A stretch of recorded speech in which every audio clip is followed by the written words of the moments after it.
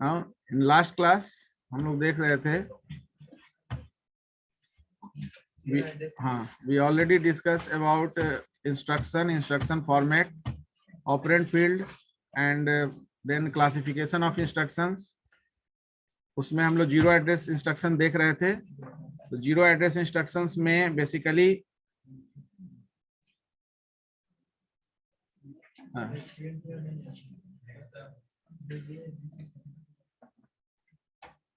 नहीं बाहर रही है।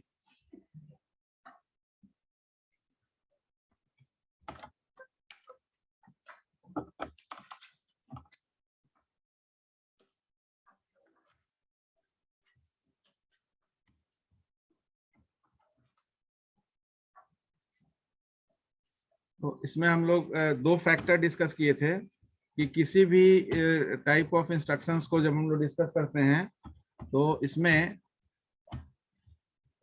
दो फैक्टर पर हम वर्कआउट करते हैं। सबसे पहला चीज क्या है कि we have to take proper consideration about the operand which is responsible for operation. तो किसी भी एड्रेस ऑफ इंस्ट्रक्शंस को लिखने में हम ये पहला प्रायोरिटी देते हैं कि आपका उस इंस्ट्रक्शंस को लिखने में ऑपरेंड कैसे यूज होगा, यानी किसी भी ओपी कोड के लिए ऑपरेशन आपका जब जनरेट होगा तो ऑपरेंड को आप कैसे यूज करेंगे, सेलेक्ट कर पाएंगे, पहला चीज। दूसरा कि ऑपरेशन के बाद रिजल्ट आपका कहाँ पर स्टोर होगा।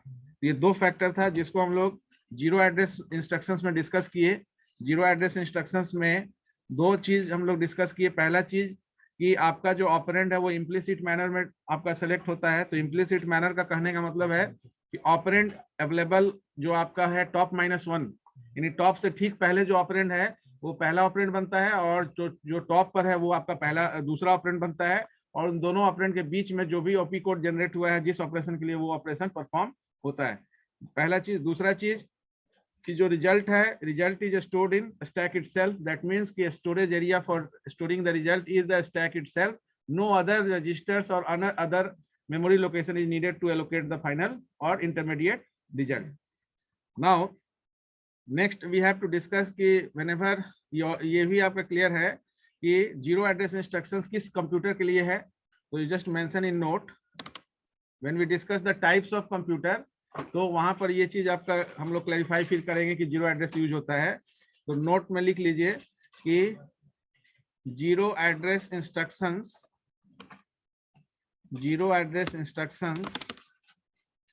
are used in stack organized computer. Stack organized computer, यानी जो स्टैक ऑर्गेनाइज्ड कंप्यूटर होगा उसमें जीरो एड्रेस इंस्ट्रक्शंस हम लोग लिखेंगे। तो stack organised computer, when we discuss various types of computer, then basically architectural point of view से we have three types of computer on the basis of number of operands 25, on the basis of number of operands usage। तो जो number of operand जो आपका use होगा उसके basis पर आपका जो है, ये विनय कुमार तो कहीं एग्जिस्ट नहीं करता है जी। सर बोलिए उनको बाहर का रोल नंबर मिला, उनको एग्जिट करके बोलिए बनाना। ऑलरेडी बाहर है, ठीक है। अगर क्लास में रोल नंबर है बट लिखा नहीं है, 2 क्लास से यही हो रहा है उसके। तो विनय कुमार सर्च में नहीं मिलता है आपके लिस्ट में, रोल नंबर अगर होगा भी तो, ठीक है। तो zero address instructions basically stack organised computer में होता है। नेक्स्ट जो हम लोग कोई भी इंस्ट्रक्शंस को जब लिखते हैं तो as per the instruction format, you already know that कि किसी भी इंस्ट्रक्शंस का जो फॉर्मेट असेंबली लैंग्वेज यूज होता है उस इंस्ट्रक्शन फॉर्मेट में दो पार्ट होता है। We already know about that. उस दो पार्ट में मैंडेटरी दो पार्ट क्या है, पहला है ओपी कोड और दूसरा है ऑपरेंड, ठीक है ना। मोड फील्ड आपका ऑप्शनल है।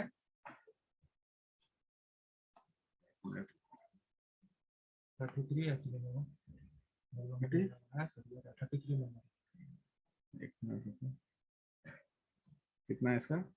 विनय कुमार 33 है।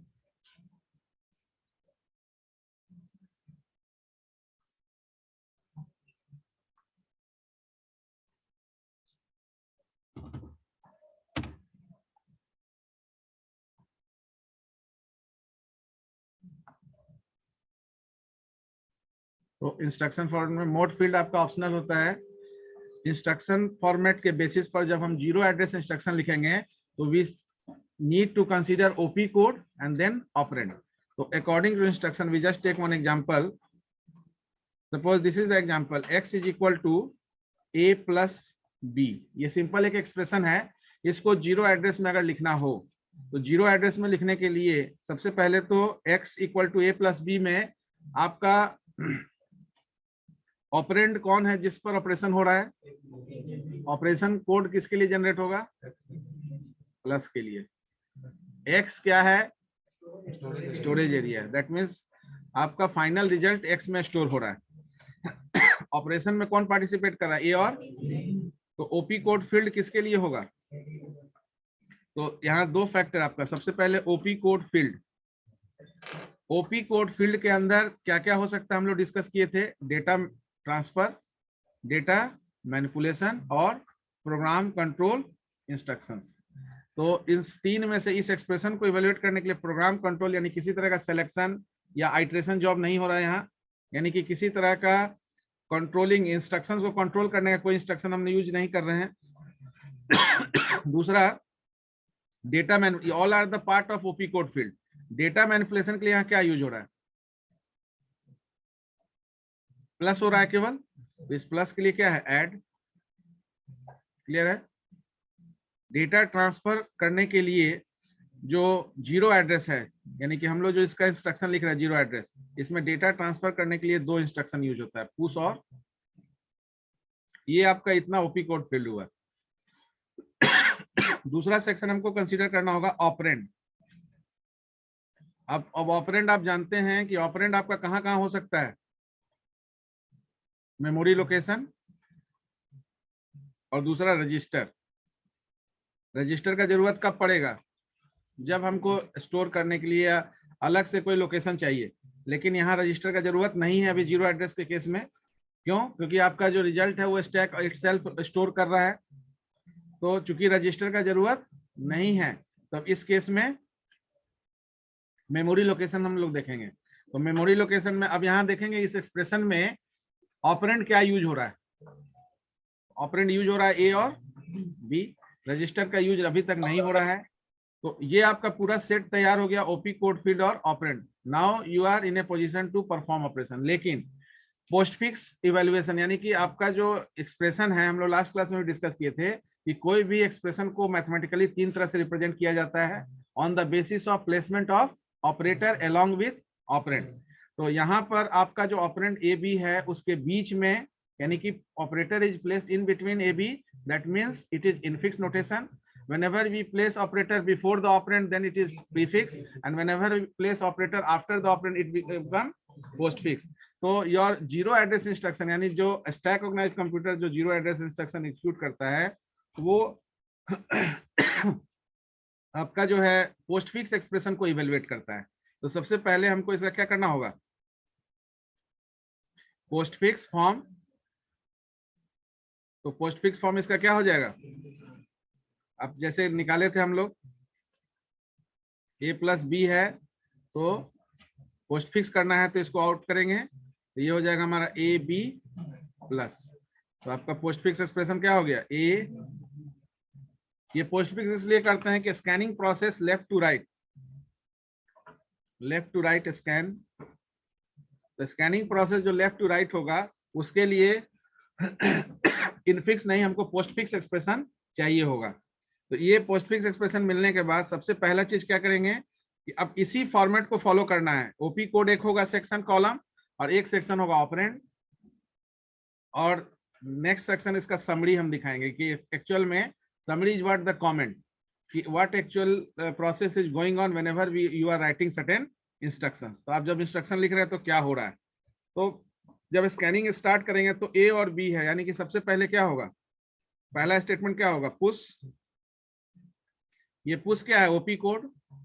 ओपी कोड हमने जनरेट किया, क्यों, क्योंकि इसको स्टैक में भेजना है। तो पुश, उसके बाद चूंकि ये पुश और पॉप क्या है, ऑपरेंड को मूव करने के लिए है, डेटा ट्रांसफर करने के लिए। यहाँ कोई ऑपरेशन नहीं हो रहा है, केवल मूवमेंट हो रहा है। तो मूवमेंट में हम लोग जानते हैं कि डेटा ट्रांसफर जब होता है तो without changing the contents operand is moved from one location to another location. So here there is no any computational job is going on, only the location will be changed. तो from one location to another location आपका data operand move किया। तो यहाँ पर हम क्या लिखेंगे, ए सबसे पहले पुश ए, तो A is what, A is the operand field, push is what, op code. Op code में कौन सा जो अब सेक्शन है इसका, ओपी कोड में डेटा ट्रांसफर इंस्ट्रक्शन हो सकता है, डेटा मैनिपुलेशन, तो पुश जो है वो डेटा ट्रांसफर इंस्ट्रक्शन है, DT. Now after writing of this, अब ये जो आपका फॉर्मेट है ये सेपरेट अलग अलग लिखना है, क्योंकि ये ओपी कोड पुश रिप्रेजेंट कर रहा है, ए जो है ये ऑपरेंड को रिप्रेजेंट कर रहा है। तो पुश ए लिखने के बाद एक्चुअली हुआ क्या, टीओएस में मेमोरी ऑपरेंड ए एलोकेट हो गया। टीओएस क्या है, what is TOS, top of the stack. Stack का जो टॉप है that is represented by TOS. तो जैसे ही पुश ए ये लाइन आप लिखे तो एक्चुअल में क्या हुआ, एक स्टैक, आपका जो स्टैक है उसका स्टेटस अपडेट हुआ कि इस स्टैक में ए आ गया। तो स्टैक को भी हम लोग दिखाते चलते हैं ताकि इंस्ट्रक्शन समझ में आए। उसके बाद दूसरा लाइन क्या है, ए के बाद क्या है, स्कैनिंग में बी आया, दूसरा ऑपरेंड, तो बी आया, इसका मतलब फिर इसको भी पुश करना है, पुश किए, पुश बी। पुश बी करने से क्या हुआ, फर्दर नया टॉप ऑफ द स्टैक, यानी कि जब जब आप कोई नया डेटा इंसर्ट करते हैं टॉप चेंज होता है। क्यों, क्योंकि इंसर्शन और डिलीशन दोनों टॉप से ही होता है। डिलीट भी करेंगे तो टॉप से होगा, क्योंकि स्टैक ऑफ बुक एग्जांपल ले सकते हैं, stack of plate, stack of CD, stack of DVD. तो insertion deletion should take place on both on the same end and the end is known as top of the stack. तो जब आप push B कर रहे हैं तो उस समय क्या हो रहा है, आपका जो स्टैक है उसमें पहले से ए है, एक और बी आ गया, यानी अभी पहले टॉप था, टॉप पर ए था, अब टॉप पर बी आ गया। ठीक है, नाउ नेक्स्ट स्कैनिंग प्रोसेस में आपका ऑपरेटर आ गया। अब ये जो ऑपरेटर है इसके लिए नेमोनिक्स यूज करते हैं असेंबली लैंग्वेज में, ये बताया गया होगा फंडामेंटल में, असेंबली लैंग्वेज में नेमोनिक्स यूज होने लगा था। हाँ, तो ये प्लस के लिए हम लोग कौन सा ओपी कोड जनरेट किए, डेटा मैनिपुलेशन, क्योंकि ये डेटा ट्रांसफर नहीं है, डेटा मैनिपुलेशन है, और ये ऑपरेशनल इंस्ट्रक्शन है।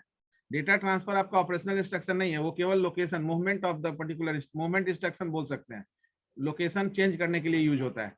लेकिन डेटा मैनिपुलेशन आपका जो है ये ऑपरेशनल इंस्ट्रक्शन है, इसमें चाहे लॉजिकल ऑपरेशन हो, चाहे आपका शिफ्टिंग ऑपरेशन हो, या आपका किसी भी तरह का अरिथमेटिकल ऑपरेशन होगा, ये सब डेटा मैनिपुलेशन सेक्शन में आएगा। That means after processing, after computation, new value exist, तो कुछ नया इसमें चेंज होगा, पहले वाले में चेंज नहीं हो रहा है।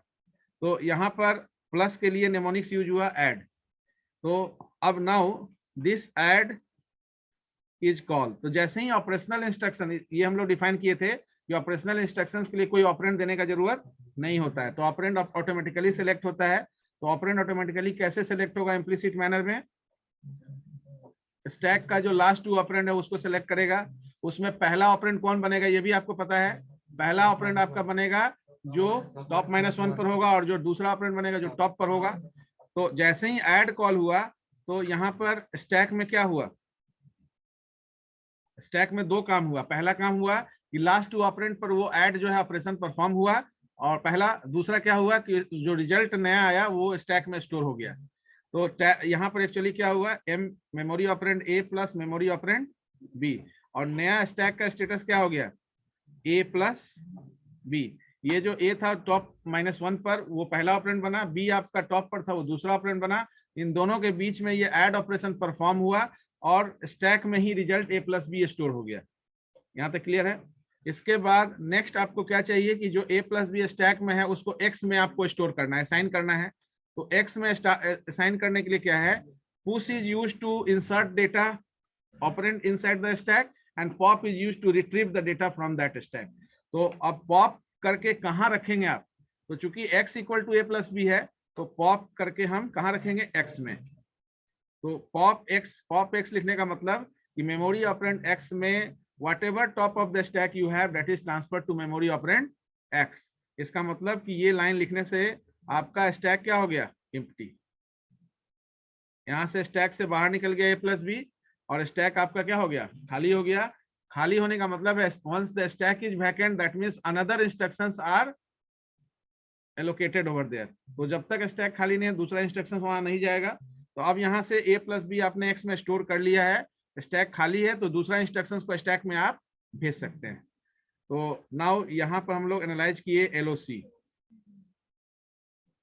यहाँ LOC क्या है? LOC is line of code. We also compare the line of code for the particular instructions one by one, कि जैसे जैसे हमारा नंबर ऑफ ऑपरेंड बढ़ेगा हमारा लाइन ऑफ कोड घटेगा, ठीक है ना। ज्यादा नहीं घटेगा, वो तो डिपेंड करेगा एक्सप्रेशन पर, लेकिन घटेगा, क्योंकि इसी चीज को अगर हम 2 एड्रेस में लिखें, 3 एड्रेस में लिखें, तो हो सकता है 3 एड्रेस में एक ही लाइन में हो जाए। ये जो 4 लाइन में लिखे ये काम हम एक ही लाइन में कर सकते हैं। इसलिए माइक्रो कंप्यूटर में कॉम्प्लेक्सिटी होने के बाद भी आप बहुत सारा कॉम्प्लेक्स इंस्ट्रक्शंस को हैंडल कर पाते हैं। सिस्क बेस्ड जो मशीन है, जो माइक्रो कंप्यूटर लैपटॉप या डेस्कटॉप में आप यूज कर रहे हैं, वहाँ वेरियस एप्लीकेशन सपोर्ट आपको प्रोवाइड किया जाता है। तो यहाँ 0 एड्रेस है तो LOC हो गया इसमें, क्योंकि यहाँ पर 1 2 3 4 लाइन का कोड हमने लिखा। ये समझ में आया? दूसरा, ये पोस्टफिक्स में क्यों कर रहे हैं, कैसे कर रहे हैं, ये समझ में आ गया? तो एक प्रॉब्लम लिखिए, पहले एक एक्सप्रेशन लिखिए। देखिए, write a programme in assembly language, write a program in assembly language to evaluate the following expression,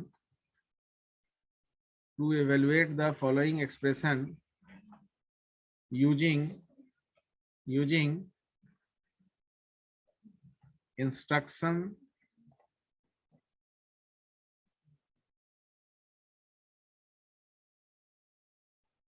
based on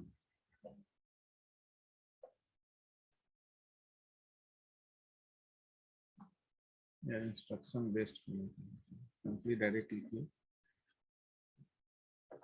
using 0 address instructions. 0 address instruction. Your expression is f is equal to, अब यहाँ x की जगह change कर दिए, f कर दिए, ठीक है ना। तो f is equal to a asterisk b plus c, ठीक है ना। f equal to a asterisk b plus c। Stack का स्टेटस भी बताते जाइएगा हर इंस्ट्रक्शन के साथ। जो इंस्ट्रक्शन लिखिएगा स्टैक का स्टेटस बताने का जरूरत नहीं है, लेकिन एक आध प्रॉब्लम के लिए आप बताइएगा ताकि आपको समझ में आना चाहिए। केवल 3 सेक्शन लिखना जरूरी है, OP code field, operand field और उसका समरी हर इंस्ट्रक्शंस का।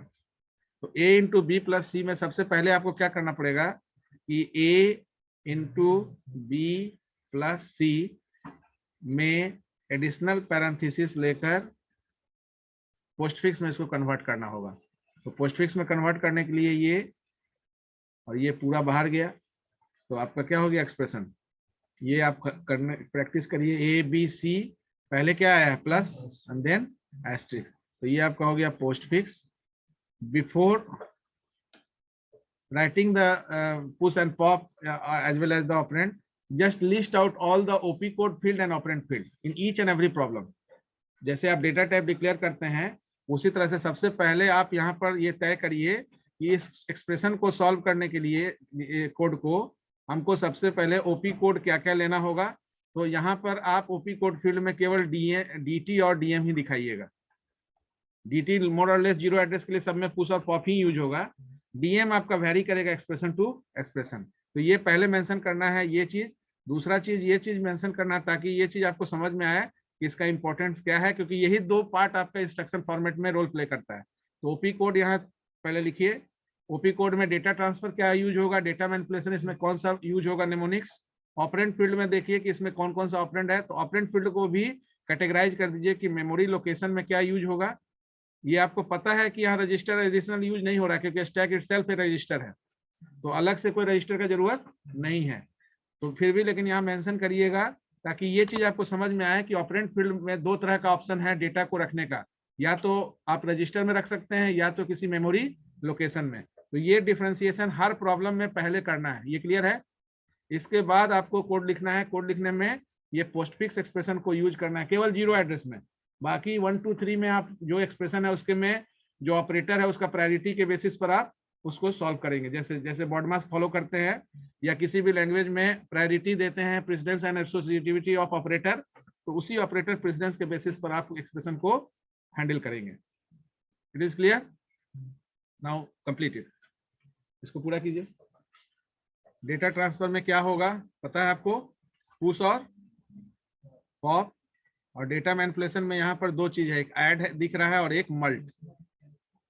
ये लिस्टिंग में हम लोग डिस्कस करेंगे। जितना भी ओपी कोड फील्ड है उसके लिए निमोनिक्स क्या यूज होता है। I will share the list of all OP code field instructions. Register यहाँ यूज नहीं हो रहा है, या आप यहाँ मेंशन कर सकते हैं स्टैक मेमोरी को रजिस्टर में, ठीक है ना। अलग से कोई रजिस्टर कॉमन हम यूज R1 R2 नहीं कर रहे हैं, तो रजिस्टर में आप यहाँ दिखा सकते हैं स्टैक मेमोरी। अदरवाइज रजिस्टर को यहाँ फ्री रख रहे हैं, ठीक है। मेमोरी लोकेशन में आप यहाँ यूज कर रहे हैं A, B और C। F को नहीं दिखाएंगे क्योंकि F आपका स्टोरेज एरिया है, तो F आप ले भी सकते हैं नहीं भी ले सकते। जब प्रोग्राम लिखते हैं तो C equal to A plus B में C का जरूरत क्या है? केवल A प्लस B को स्टोर करने के लिए। Otherwise you directly call the process A plus B, there is no need to take C third variable. तो आप C के बिना भी A प्लस B को कॉल करके प्रिंट करा सकते हैं, ठीक है। तो एक्चुअल आपका कंप्यूटेशन में जो प्ले कर रहा है ABC, F केवल रिसाइड कर रहा है डेटा को, यानी कि रिजल्ट को। तो ABC is your memory location, या कह सकते हैं operand on which data is available for operation. Then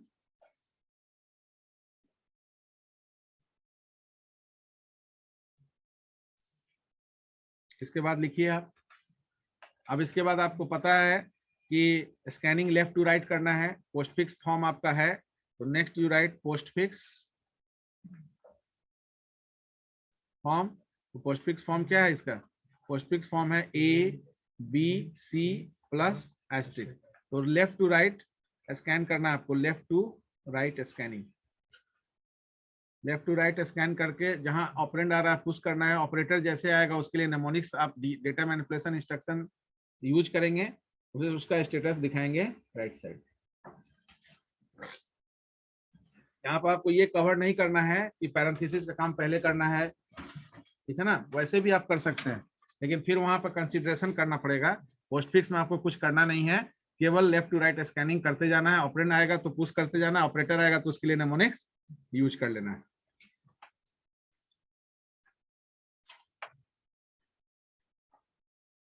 लिख पा रहे हैं? हाँ लिखिए, लिख लिए, ठीक दिखाइए। राइटिंग क्या है इसमें? राइटिंग से मतलब नहीं है, कॉन्सेप्ट सही होना चाहिए। राइटिंग हाँ दिखाइए, वैसे ही दिखाइए।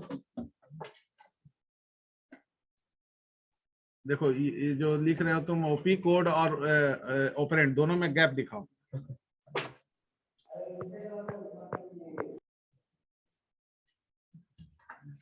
इसको अलग अलग ही दिखाइए, B प्लस C मत करिए, cos theta plus sine theta मत कर दीजिएगा।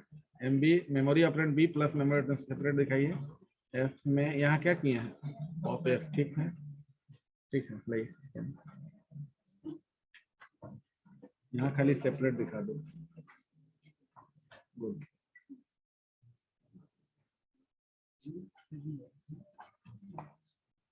लोकेशन 6 हो गया ना।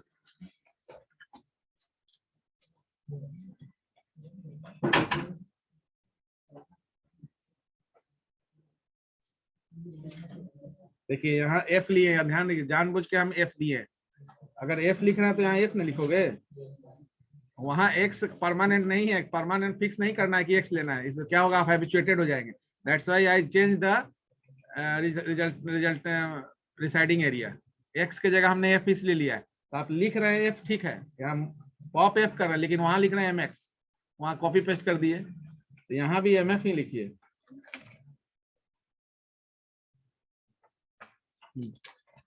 ठीक, नहीं ऑनलाइन में बनाए, कोई किसी को डाउट है? C का है नहीं, तुम लिखे जी। तुम्हारा 3 वेरिएबल है इसमें ABC, तो तीनों को पुश करोगे ना। तुम उसको देखो, पोस्टफिक्स एक्सप्रेस दे दो उसको। पोस्टफिक्स एक्सप्रेशन को देखिए आप। पेन किसका है? A B के बाद C भी करना होगा ना, इसीलिए आप आगे B प्लस C कर दिए हैं क्या? आपका रिजल्ट कैसे आ गया? आगे हम देखे नहीं है। बी प्लस सी पहले होगा तब ना आपका ए में मल्टीप्लाई होगा।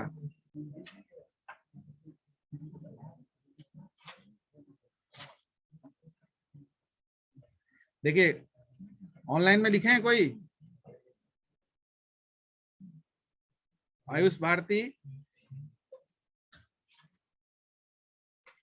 Anyone? No sir.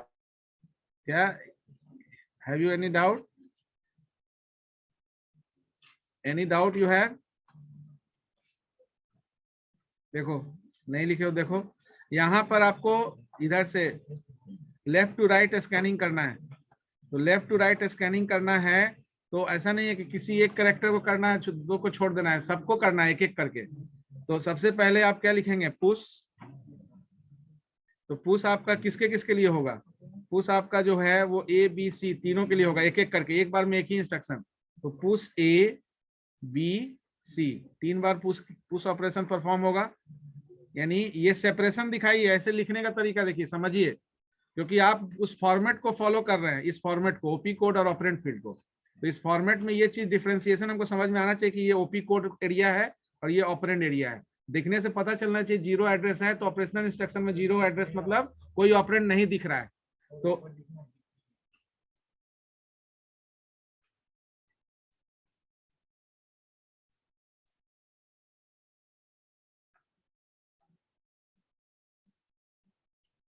Postfix form है हमारा ABC प्लस एस्ट्रिक्स।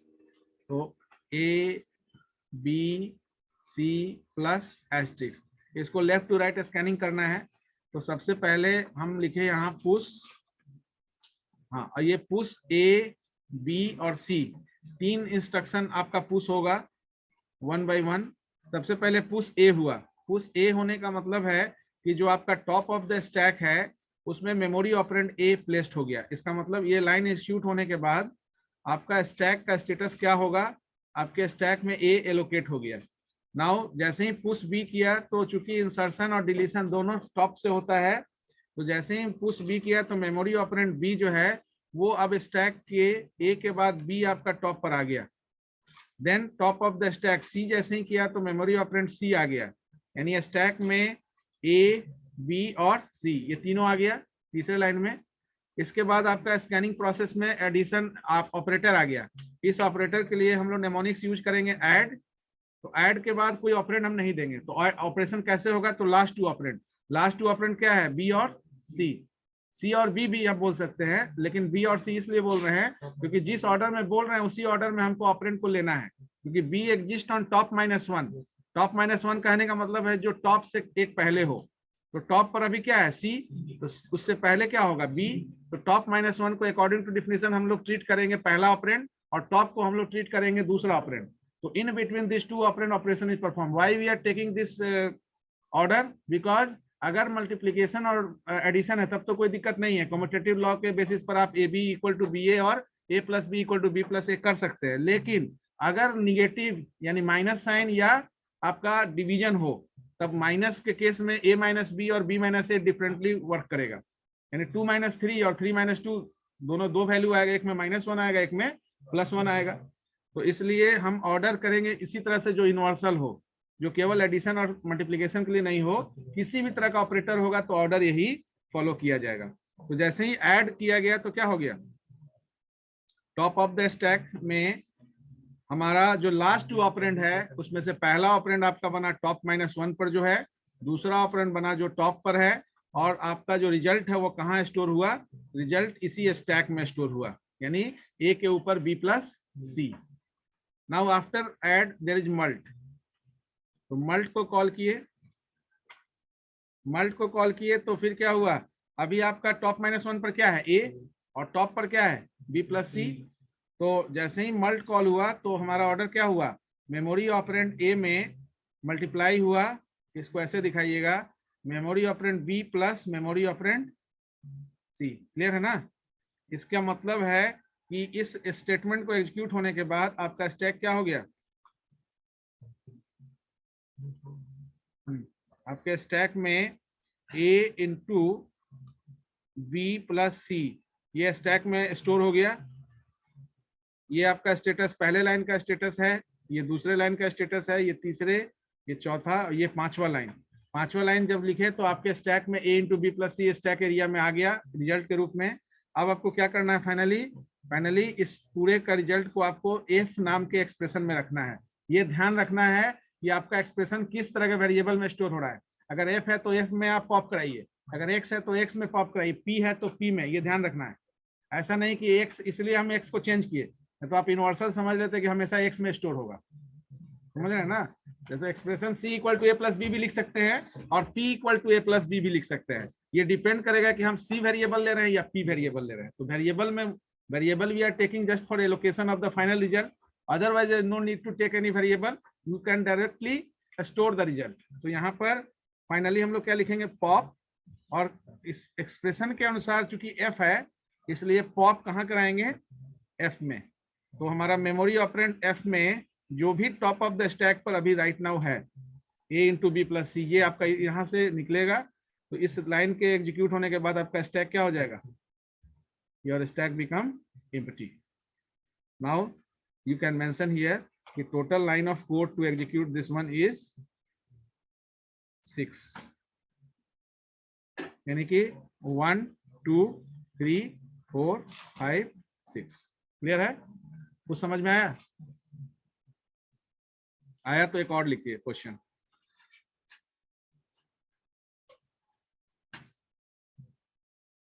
एक और क्वेश्चन लिखिए,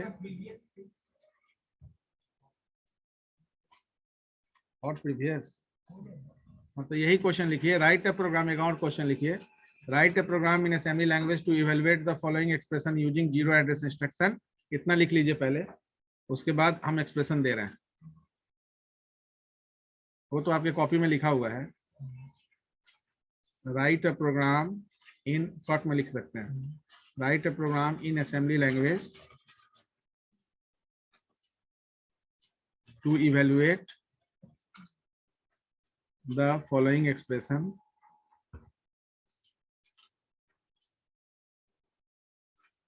using zero address instruction।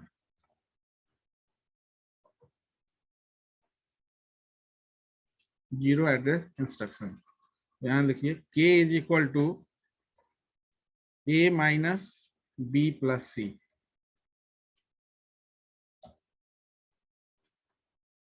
k equal to a minus b plus C. यहाँ पर भी वो सारा आदत में रखिए, पहले सब चीज लिखना है आपको, चाहे वो आपको सेम में केवल ऑपरेटर चेंज हुआ है, लेकिन आपको लिखना है ओपी कोड फील्ड, उसमें कौन कौन सा सेक्शन में क्या यूज हो रहा है, ऑपरेंड फील्ड भी लिखना है, उसके बाद पोस्टफिक्स में बदलना है, और then you have to write the code. तो ऑर्डर को फॉलो करना है। सब के लिए क्या, मैं सब्ट्रैक्शन के लिए सब, सब्ट्रैक्शन के लिए सब, हाँ सब्ट्रैक्शन के लिए सब, एसयूबी सब।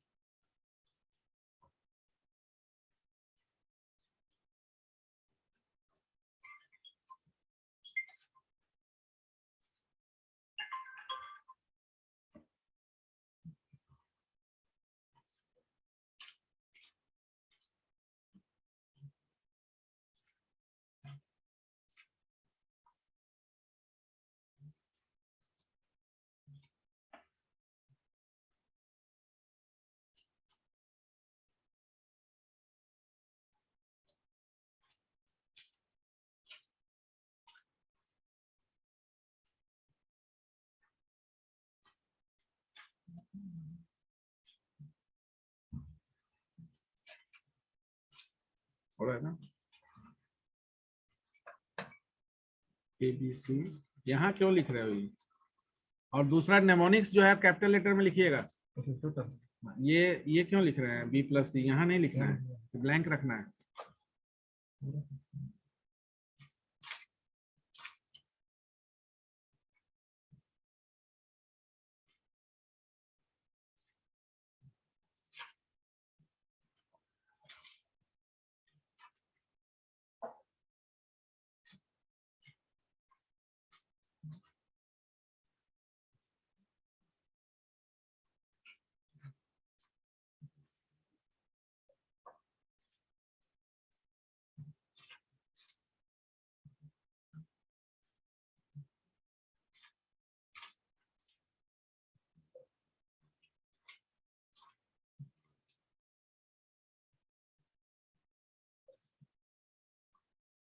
पोस्टफिक्स क्या होगा इसका?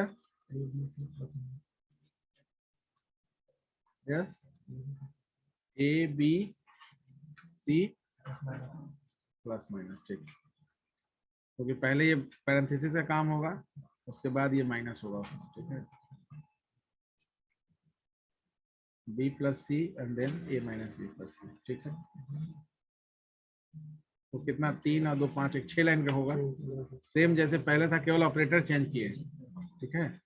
तो इसमें भी push A B C and then add and then sub and then pop के। ये आपका हो गया टॉप ऑफ द स्टैक में मेमोरी ऑपरेंड ए। अब हम यहाँ पर स्टैक नहीं दिखा रहे हैं, आपको समझ में आ गया, स्टैक का स्टेटस चेक कर सकते हैं आप।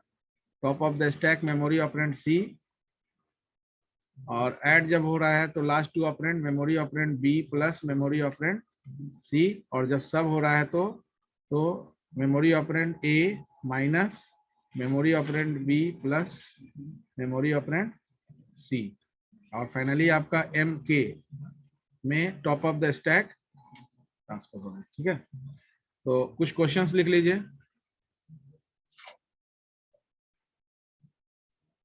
जीरो एड्रेस नहीं लिखना है आपको, हम एक्सप्रेशन लिख रहे हैं, क्वेश्चन वही है, केवल एक्सप्रेशन यहाँ लिख लीजिए। P is equal to A plus B into C plus D. P is equal to A into B plus D. F is equal to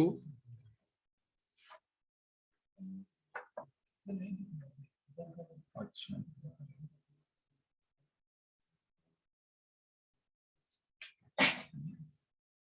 ये दोनों दिख रहा है ना?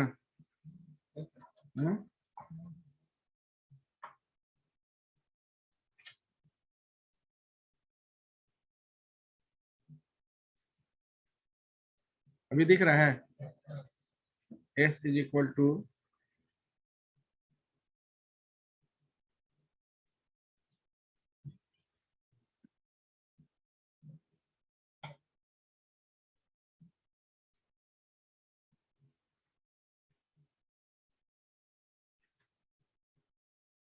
ठीक है, पहला है। हाँ, एक ही ऑपरेंड 2 बार यूज होगा, एक ही ऑपरेंड 2 बार यूज होगा। हाँ, कोई दिक्कत नहीं, जो यूज होगा उसी ऑर्डर में यूज होगा, डुप्लीकेट हो सकता है, एक वेरिएबल को 2 बार यूज कर सकते हैं, लेकिन हम वैसा नहीं कर रहे हैं, अभी हम डुप्लीकेट डेटा नहीं ले रहे हैं।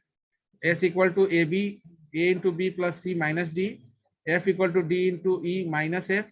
अब देखिए यहाँ पर जब पैरेंथेसिस लीजिएगा तो ध्यान दीजिएगा कि ए इंटू बी प्लस सी में आपका ए इंटू बी पहले होगा, क्योंकि प्रायोरिटी ऑफ मल्टीप्लीकेशन हाई है, ठीक है ना। तो इसमें आप एडिशनल पैरेंथेसिस दिखा सकते हैं और फिर इसका पूरा का दिखाएंगे, और तब पूरे यानी कि 3 एडिशनल पैरेंथेसिस यहाँ दिखा सकते हैं।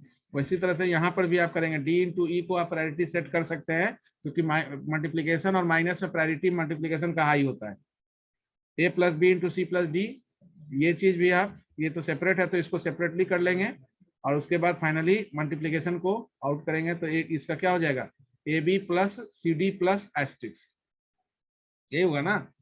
इसका प्लस बाहर जाएगा, इसका प्लस बाहर जाएगा, और ये पूरा सबके बाहर जाएगा। तो पहले ए बी के बाद प्लस आया, फिर सी डी आया, फिर सी डी के बाद प्लस आया, फिर पूरे का एस्ट्रिक्स।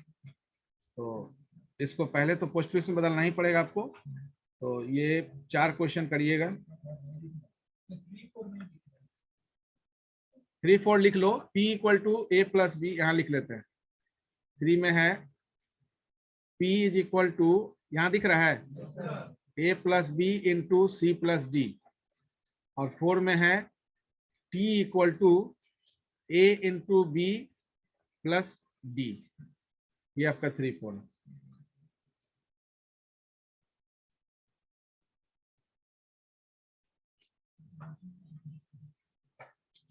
लिख लिए?